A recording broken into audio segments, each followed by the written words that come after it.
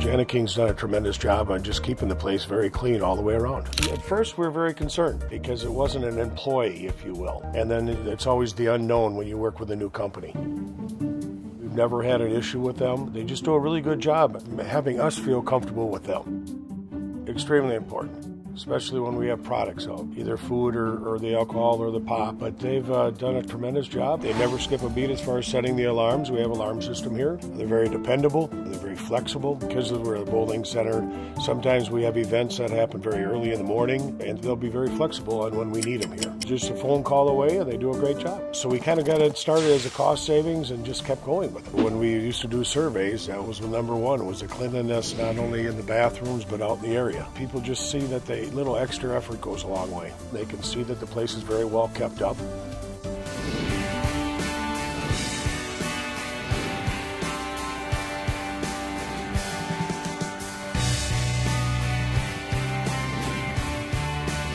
Jani-King's done a tremendous job on just keeping the place very clean all the way around. And they just do a really good job. I mean, you can tell as you look around the bowling center, it's extremely clean. Customers expect it, they get it, and Jani-King has delivered.